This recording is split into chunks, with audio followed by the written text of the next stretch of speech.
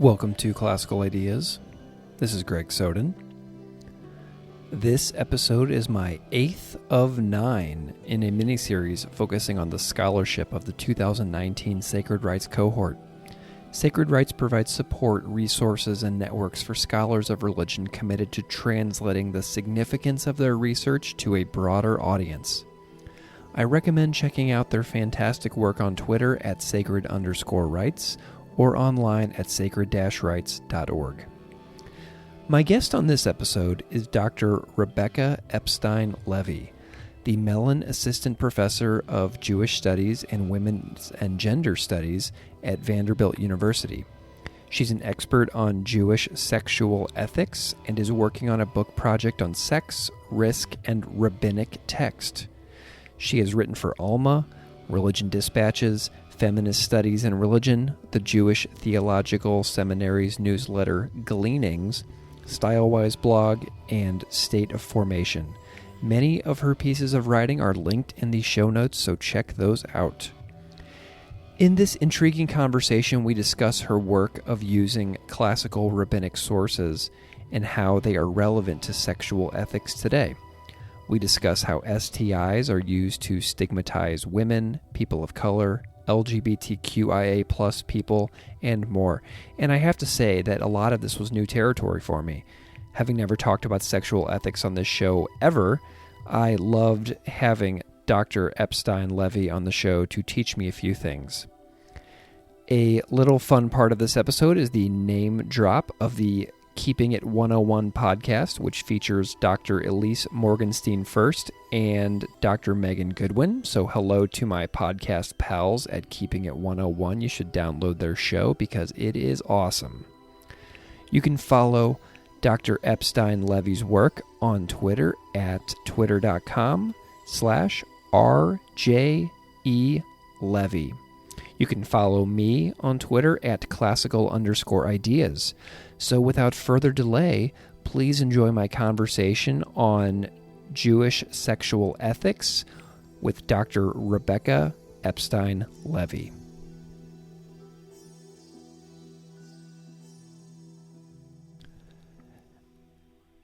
Dr. Rebecca Epstein-Levi, thank you so much for coming on Classical Ideas. Thank you so much for having me. I'm delighted to be here. Well, I am delighted to have you as well. Can you just spend a moment and introduce yourself to the audience however you see fit? Sure. So I'm a practical ethicist who works with classical Jewish sources. I'm especially interested in sexual ethics.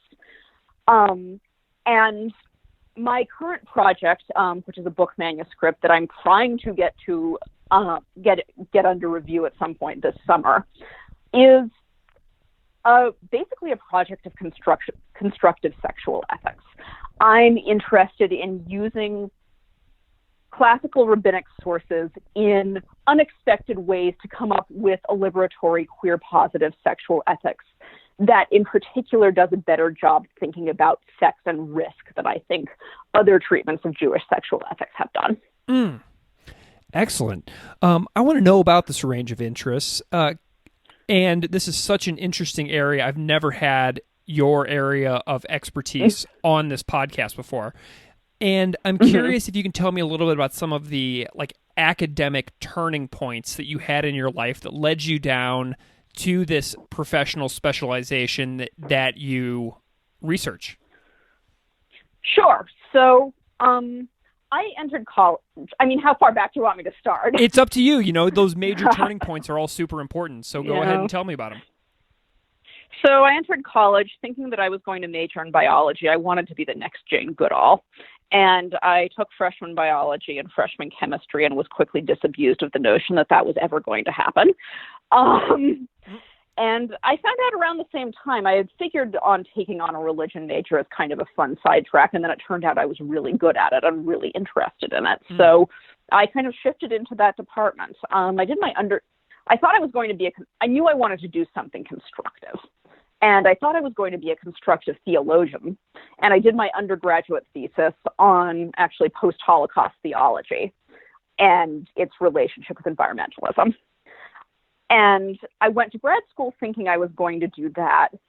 And I kept trying to do ethics through my theology. That is, instead of trying to think about ways in which the divine might work, ways in which the universe might be constructed related to that, I found, honestly, I just wanted to keep telling people what to do. And it was causing me to write pretty bad theology. And it occurred, and as it happens, UVA also had, which is where I did my graduate work, has a pretty strong ethics program. And when it hit me that I could actually get a PhD in telling people what to do, that was kismet. Excellent. And as I started working more explicitly on ethics, I found that I got really frustrated with the ways a lot of the constructive work in religious ethics that I was reading in this program was frankly so bloody ignorant about sex in ways that, and just ignorant about empirical things that I, as a queer person, and I want to emphasize, like, a boring married lesbian who doesn't, do any of the fun stuff we associate with queer community, right? But nevertheless, being a queer person in dialogue with other queer people, things that I would know just by virtue of that, this stuff was so bloody ignorant about and just didn't seem to care. Excellent. And I wanted to do better, so I wrote a dissertation on sexually transmitted infections in dialogue with classical rabbinic purity laws, which I imagine we'll get back to when we discuss my op-ed. Yes. And then I'm trying to expand upon that a little bit for the book. Excellent. So, you write about in research sexual ethics and religion. What got you interested in sex specifically as a research agenda? Did you come at that from any different angles, and was it always connected with religion, or was it separate and then you combined the sexual ethics and the religion later on?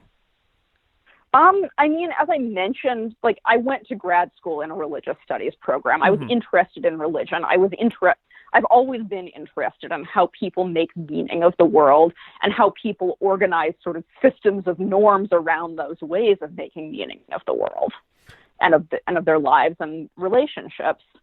And I found that at least, given the canon that I had been given to study, academic religious ethics was doing a really bad job dealing with sex.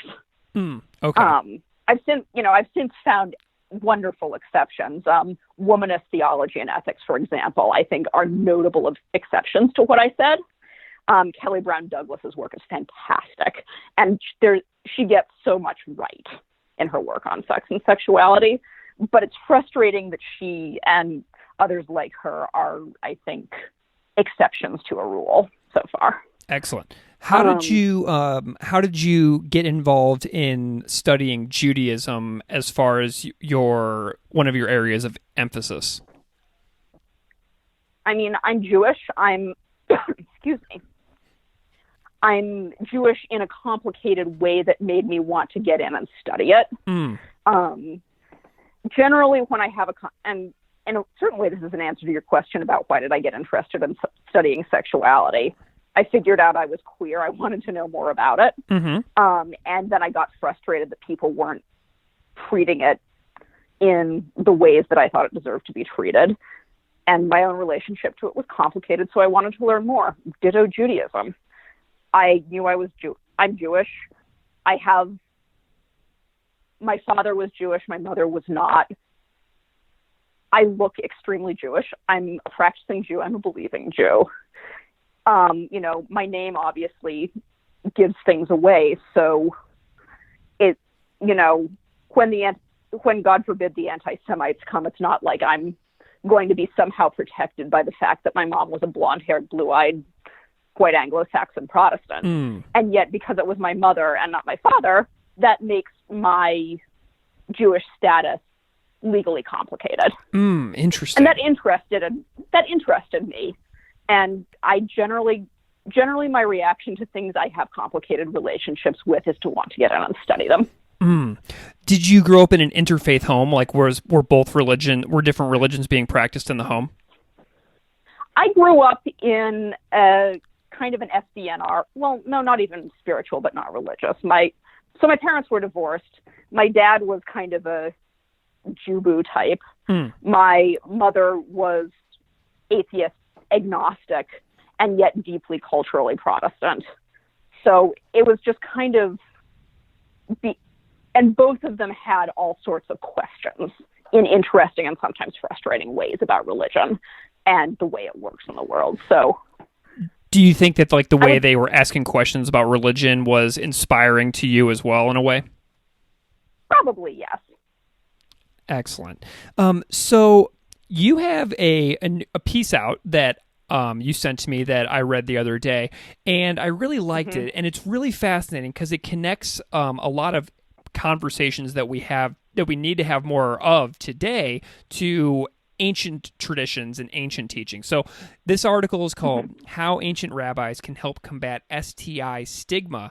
And now I've never discussed STIs or sexually transmitted infections on the show before, but you note that in the article that 80% of people have one of the two common strains of the herpes simplex virus. So you mentioned and that's probably an undercount, by the way. Oh my gosh, it's just so interesting because I don't follow a lot of medical stuff, so that's just really interesting to me as well. And you mentioned how STIs have been used for generations as a way to oppress and stigmatize women, people of color, and LGBTQIA people. And I was thinking about the latter, which was documented so well in this amazing documentary that I saw called How to Survive a Plague, which was released in 2012 about the 1980s AIDS crisis. And I want to tie in religion here.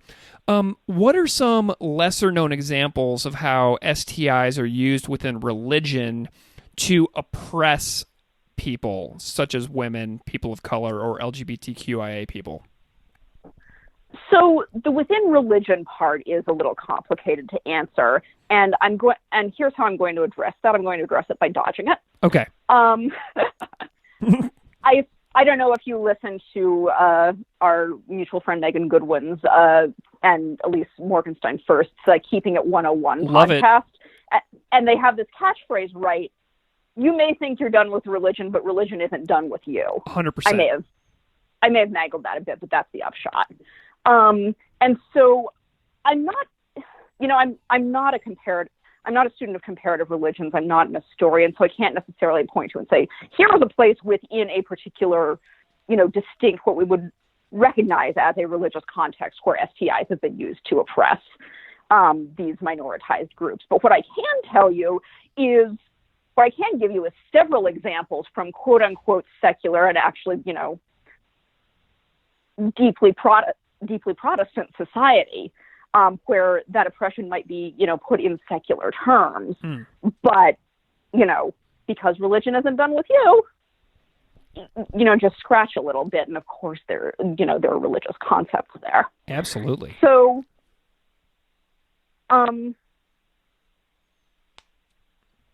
of my favorite historical examples, and that gets a little complicated, but I think is worth thinking about, is the relationship in 19th century Europe with Jews and syphilis. So before the HIV pandemic, when you said VD or STIs, what you actually meant, unless you were specifying something else, was syphilis, right? VD meant syphilis. It was the STI that was kind of representative of all STIs. And probably because it was the scariest, most deadly one, right? Even though gonorrhea was and is actually much, much more common. And so, syphilis became kind of representative of contagion in general. And there were these two kind of competing ideas in Central Europe during the 19th century, one of which said syphilis is a Jewish disease. It's something that we associate with the underclasses. Jews are a paradigmatic underclass. There are all these ways that we think of them as primitive, as dirty, as lower class, as, disease in and of themselves in some ways. we can link it to these kind of weird practices they have. What are they? They circumcise. They're circumcised. They have weird marital practices, weird practices around menstruation, and their bodies are also just different. And so we're going to link syphilis to them. But you also have this other kind of counterweight in the same cultural context at the same time that says Jews are special, Jews are unique, Jews have these hygienic practices that we could actually learn something from. And in fact, Jews are so different and so special that they're actually congenitally immune to syphilis. And the thing that ties these two together, right, is the idea that Jews are somehow this different species. The oppressed group is somehow different, has some kind of different affinity to the STI, whether for, quote, good or for ill. But in either case, the STI becomes a way of othering this group, of setting them apart. Either they're better about it and they're kind of pedestalized, or they're worse about it and they're this vermin, right? Yeah. Are there any examples from like women specifically in the ways that women were, oppressed through the use of, blaming them for STIs or anything like that? Can you think of any examples like that? I can think of I can think of several examples. I mean, sex workers were associated with STIs, ever since we have records of writing about them. One of the weird, interesting rabbit holes I went down when researching my dissertation was actually World War II era propaganda posters about preventing VD among the troops. Oh, interesting. And there are several in which VD itself is personified as a beautiful and slightly sexy woman. And one of my favorites, as it were, is one that, and if you want, I can actually email you this image after we're done talking. If I would love to. Want it for show notes or anything. There's one that has a beautiful woman in a long red gown with, long strappy red gown with a skeleton face on her. And she's marching arm in arm with Hitler and Tojo, the leader of World War II Japan, right? Mm-hmm. And the legend on the poster says, VD, worst of the three. Mm. So, I mean, you've got a woman personified as this killer STI that's, marching arm in arm with,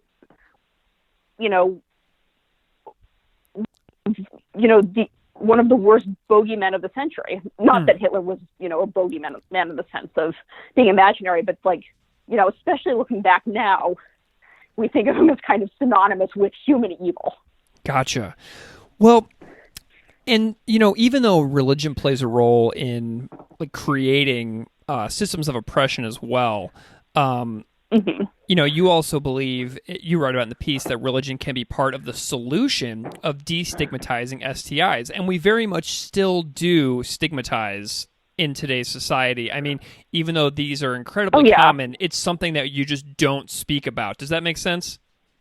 Oh, yeah, absolutely. I actually, for a project for a guest lecture for Liz, I was actually looking up images to try to represent that the other day. And that is one hell of an internet rabbit hole, believe you me. But yeah, so no, we don't talk about it. It at best it's a punchline, right? And at worst, it's something you just don't talk about. It's shameful. You feel like your life is over. That's the narrative, right? Yeah, totally. So in the piece in the piece, you also talk about something called Mishnah. Did I say that correctly? The Mishnah, yes. So the Mishnah is part of the Talmud.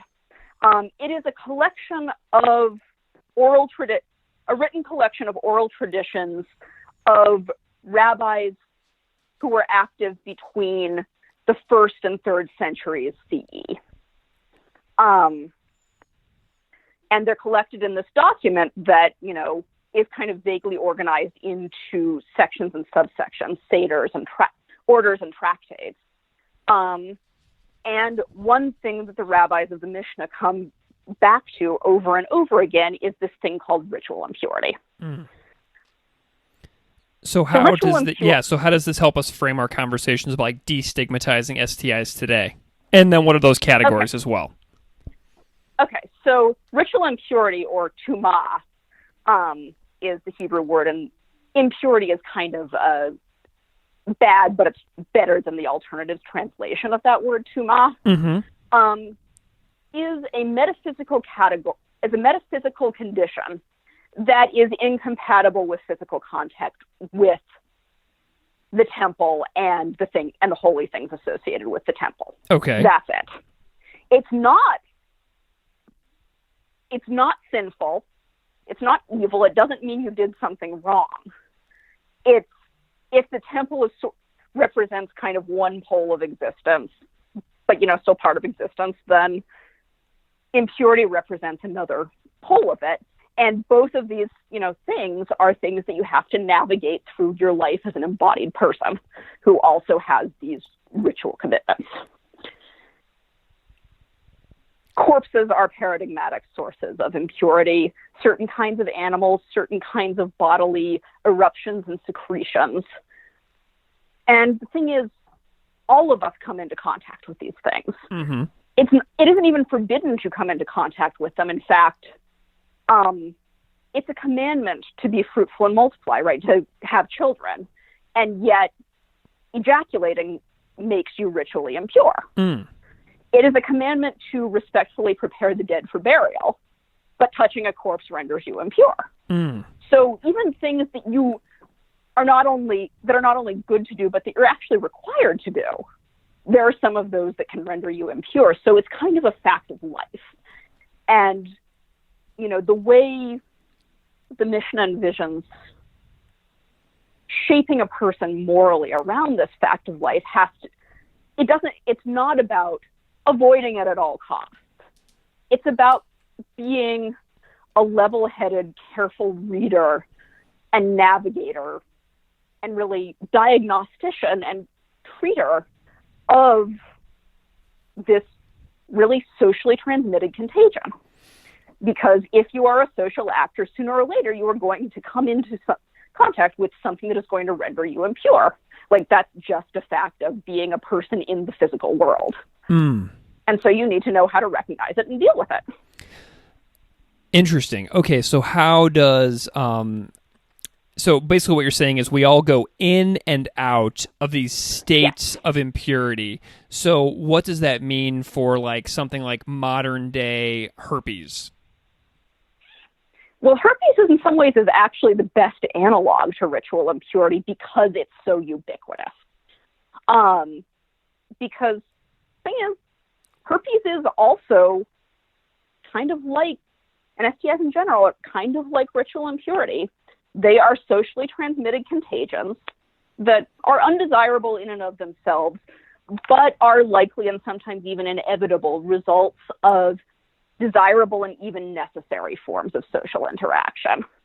So the smart thing isn't silence, stigmatize, run away, kill it with fire. Smart thing to do is, and the ethical thing to do is to, learn about it, talk about it, figure out how to manage it, and, be in dialogue with this socially transmitted contagion that you probably have, or you probably have already. Mm. This isn't, because it's not something that any one person can necessarily avoid fully. Gotcha. So, and I know that you write in the piece that the Mishnah has an exhaustive level of detail. Is that related to the Jewish tradition of debating and discussing issues in incredible detail anyway? Is that just part of the tradition itself? Oh, totally, yeah. Oh, yeah, totally, which in some ways proves my point, because this socially transmitted contagion is treated exactly like any other thing that might come under discussion in rabbinic discourse. Okay. Talk it to death. Right? Yeah, for sure. Well, openly talking about something to death, as you just said, about things that are normally taboo, it almost destigmatizes it automatically, because when something is talked about in very clear detail, it just becomes less taboo. Which is why I'm so delighted to talk about this on the show, because it's just something that should be talked about more, since it is so common. And, in the article you also write, in the rabbi's world, everyone cycled between states of purity and impurity, and anyone not only could, but almost certainly would come into contact with someone or something that transmitted impurity. So to me, this is so crucial because, sex and sexually transmitted infections, it's a part of life. And if a friend of yours tell you that they have contracted an STI and then you shun them, you might be setting yourself up for embarrassment because it could very easily happen to you as well, So it could happen to anyone. Oh, absolutely. Absolutely. It's just so interesting to discuss. Are there any examples of this like ritual impurity or a concept similar to Tuma from other religions besides Judaism that you have found out about or that fascinate you? I don't have a good example to point to be honest. That's totally fine. I'm a little sort of narrowly focused. That's in absolutely the cool. tradition I work from, just because, I learned the languages to do this tradition, right? Yeah. Well, and what's so so important that's what I got. is, and I love it when people say things like, "I'm not really sure," because that is the responsible thing to do, isn't it? I quite agree. Yeah, absolutely. Well, So you mentioned you can even actually link this back to STIs, right? Some of the most kind of insidious ways of spreading STIs and getting them out of control, right? You don't want to be worried about sleeping with the person who knows they have an STI and discloses to you and says, here's what I'm doing, right? Mm-hmm. You want to be worried about sleeping with the person who swears they're quote unquote clean and never actually got tested. Absolutely. So I know that you are putting this all together in a book. You mentioned it earlier a little bit. Can you tell me a little bit about how the book is going and how it will be structured and how the project is going? Sure. So the book is centered around the claim that sex is a kind of social relation and should be treated in kind of ethical contiguity with other forms of social relationship. Now, if any listeners come from, for example, women and gender studies backgrounds, they're going to be like, yeah, duh. And that is valid. Religious ethics in particular has a little bit of catching up to do on that score. So in the field I'm coming out of, it's much less of a, yeah, duh claim. And I'm particularly interested in examining the way sex is connected to other forms of social relation through the category of risk. And so to that end, I'm using a couple of examples from rabbinic literature to explore different aspects of sex, sociality, and risk. One of them, carried over from the dissertation, is this whole piece with ritual impurity and STIs we were discussing. Another big one I'm using, actually, is I'm using the activity of rabbinic debate and interpretation itself as an analog to BDSM, bondage discipline, dominant submission, sadism, masochism. Mm-hmm. I'm treating them both as examples of what I'm calling risk condition communities that are formed around an affinity for an activity that shapes one and forms one in particular directions and is also inherently risky. Turns out there are some rabbinic stories that make it very clear that the act of rabbinic interpretation, because after all, you're playing with God's word here, according to the rabbi's frame of mind, right? You're playing with fire. You're playing with words that do real things in the world, and you're playing with them in turn also does real things in the world, and sometimes those things can be devastating. And so I'm treating those two communities as parallel examples of communities that are centered around this activity that is really dangerous and also really life-giving and pleasure-giving and identity-affirming. Interesting. Well, when the book comes out, we should do a part 2 episode, and I can read I'd love to. read the BDSM section, and we can do an entire episode just on that easily. Yes. So where can people find you and follow you if they want to know more about your work and what you're doing, and if they're fascinated by what they heard from you today? Absolutely. So I'm on Twitter. My handle is R as in royal, J as in jockey, E as in egg, Levy, L-E-V as in Victor I. So that's my Twitter handle. Excellent. And you can also, this is actually going to give me the kick in the butt I need to update my professional website. It's been a bit. But you can find my professional website at rjelevy.hcommons.org.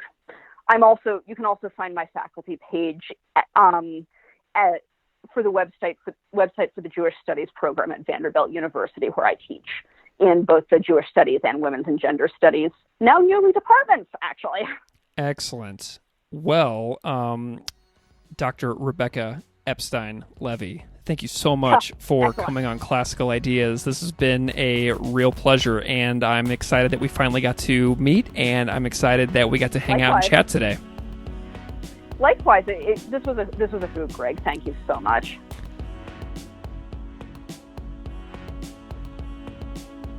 Classical Ideas is produced by me, Greg Soden. Music on Classical Ideas is composed and performed by Derek Strybeck. You can find his music at www.wearewarmmusic.com. If you like this show, please rate it on iTunes, Stitcher, or wherever you get your podcasts. You can email me at classicalideas@outlook.com or find me on Patreon at patreon.com/classicalideaspodcast. Thanks so much for listening.